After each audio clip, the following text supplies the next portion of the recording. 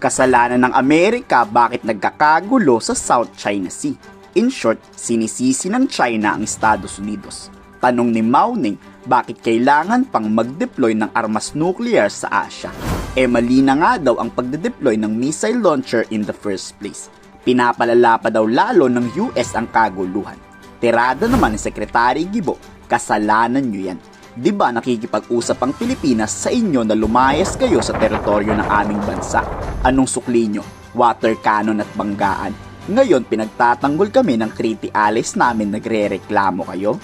Aggressiveness of China has been several years in the making already. And I believe that China's design for the region does not American leader. It depends on its own plan of action in the region, its own, to our minds, to its own expansionist activities, its own need to control the area. So I believe that although there is a factor on American pushback on China, we see too that this design by China is predetermined by their own leader, irrespective of who an American leader he is. Aminado naman si Secretary Gibo na hindi may iwasan ang gulo, lalo na kung may nag-uudyok nito. Kaya imbes na magpakatuta sa China, bakit hindi na lang labanan? Total naman hindi madaan sa dialogo o usapan, idaan na lang daw sa deterrence o pakikipaglaban. Wala rin naman kasing choice ang Pilipinas ang sumuko na lang sa dayuhan o ipaglaban ang ating karapatan. Feel that the prospect of war is it's not imminent. I believe it is remote, but that would entirely depend entirely upon the internal conditions of China.